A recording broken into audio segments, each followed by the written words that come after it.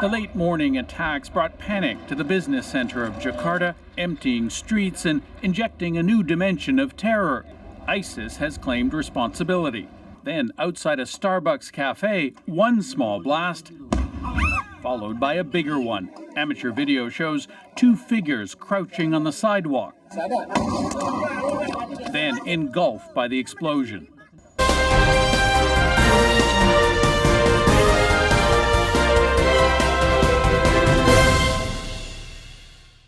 The Southeast Asia country Indonesia has made global headlines on several occasions due to vicious terrorist attacks and the presence of radicalism and terrorist attacks. I'm Asri Amanta, here to bring you exclusive investigations on radicalism and the radicalization of terrorists in Indonesia. Islamic movement in Indonesia are not a new phenomenon, but have been present since the colonial era. The underlying reasons for a Muslim to radicalize can be a mixture of political exclusions, feelings that the great injustice has been done towards the Muslim community, or feelings of Western domination, which results in a resentment of the West. The government of Indonesia has put out their best effort to stop the spreading of radicalism and suppress the growing number of terrorists and terrorism.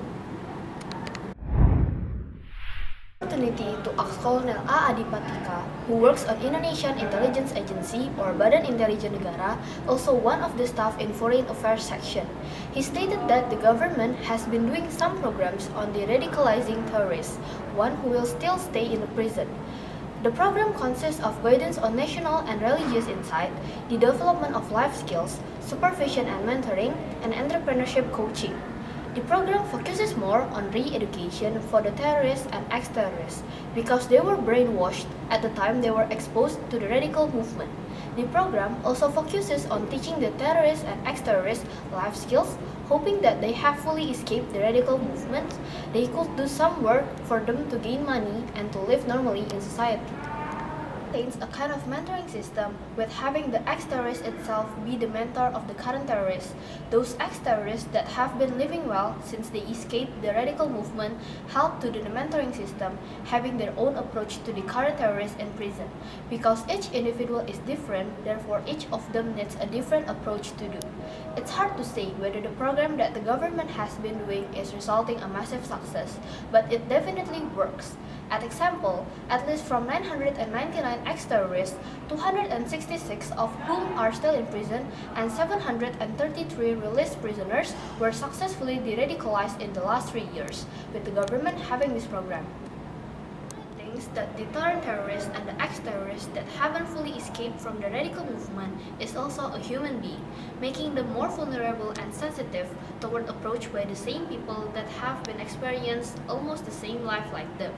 The purpose of this program is to prevent the ex-terrorists that have been escaped from the radical movement go back to their old life.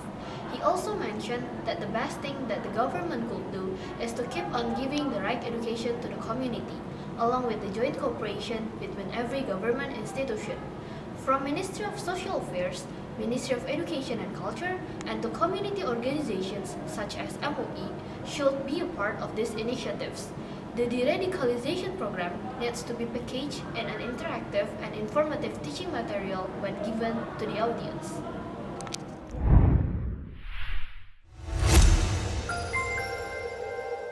More than 120 former Islamic militants met with about 50 terror attack survivors in Jakarta. The Wednesday gathering was part of Indonesia's de-radicalization initiative. Victims of the 2002 Bali bombings, which killed 202 people, were in attendance.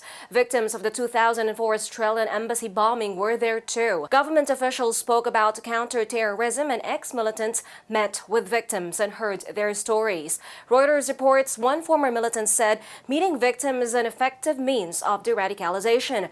According to Reuters, the former militant said, quote, "In the past, there were some terrorists who were not aware that their deeds were wrong. However, many terror attack victims did not attend the event, even though they were invited." The Indonesian Survivors Foundation, one of the country's main groups for terror attack survivors, boycotted because many victims did not want to confront the former militant. James Limantara, a student of International Relations Universitas Pelita Harapan, he has not felt any direct effect from the radical movement in Indonesia.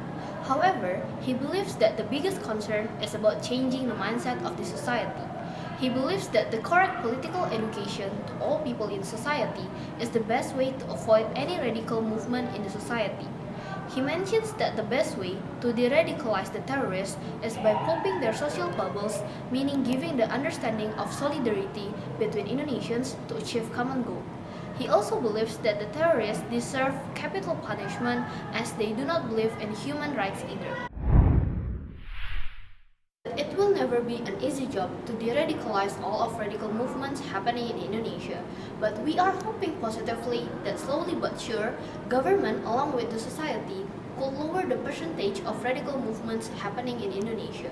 It's not only government that need to work on bringing the people back to the society, but it's also the society's job itself to help people that have been successfully de-radicalized back into the place they used to be. Thank you for watching. I'm Asri Amanta signing out. Have a good day.